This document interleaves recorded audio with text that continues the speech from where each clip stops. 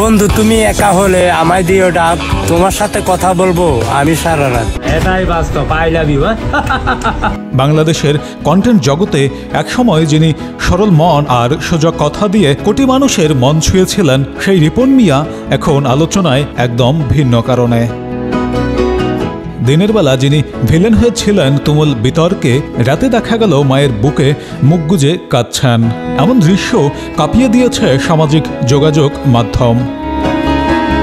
14 October দুপুরে একটি television চ্যানেলের প্রতিবেদনের মাধ্যমে হঠাৎই ভাইরাল হয়ে যায় রিপন মিয়ার পরিবার ভিত্তিক এক ভিডিও। সেই প্রতিবেদনেই উঠে আসে ক্যামেরার আড়ালের রিপন মিয়ার এক ভিন্ন চরিত্র। টাকা পয়সার মালিক হওয়ার পর ভুলে গেছেন বাবা মা আর স্ত্রী সন্তানকেও, এমনকি তাদের ভরণ পোষণও দেন না রিপন মিয়া। এমনই চাঞ্চল্যকর তথ্য উঠে আসে এই প্রতিবেদনে।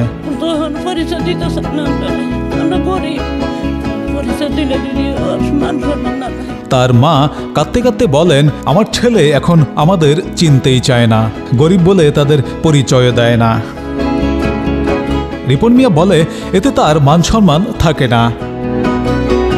তার বাবা জানান, রিপন একসময় আমাকে দিয়ে ভিডিও করত, কিন্তু এখন খ্যাতি পেয়ে অন্যদের সঙ্গে কাজ করছে, এখন আমাকে আর তার দরকার নেই।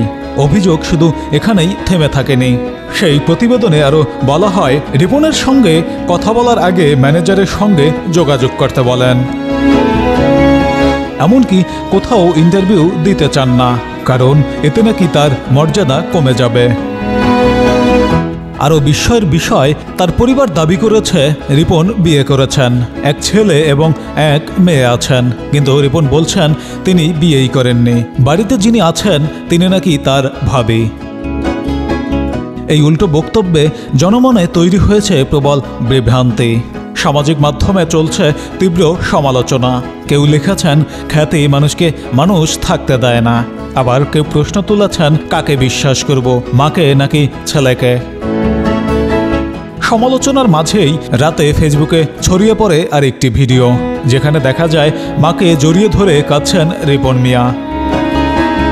দুই বিপরীত দৃশ্য, দিনে বিতর্ক আর রাতে কান্না, বিভ্রান্তিতে ফেলে দেয় নেটিজেনদের। আসল ঘটনা কি জানতে রিপন মিয়ার সঙ্গে যোগাযোগ করা হলে রিপন বলেন, এই মুহূর্তে কথা বলার মানসিক অবস্থায় তিনি নেই, তবে খুব শীঘ্রই সব প্রশ্নের উত্তর দিবেন। আমি আমার পরিবারকে সবসময় দেখেছি, ভবিষ্যতেও দেখব, যদি কোনো ঘাটতি থাকে তা পূরণ করব। নেত্রকোনার কাঠমিস্ত্রি রিপন মিয়া প্রথম সমালোচনায় আসেন 2016 সালে, যখন তার সরল ভিডিওতে তিনি বলেছিলেন, বন্ধু তুমি একা হলে আমায় দিও ডাক, তোমার সঙ্গে গল্প করব আমি সারা রাত। তার ভিডিওর সরল কবিতাগুলো একসময় হাসির খোরাক জুগিয়েছিল কোটি মানুষের মনে। তারপর ধীরে ধীরে সরল রিপন মিয়ার খ্যাতি যত বাড়তে থাকে, রিপন মিয়া ততই পড়ে যেতে থাকেন জটিল অঙ্কে।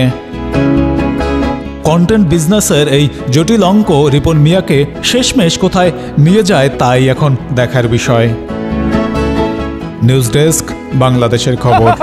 I love you.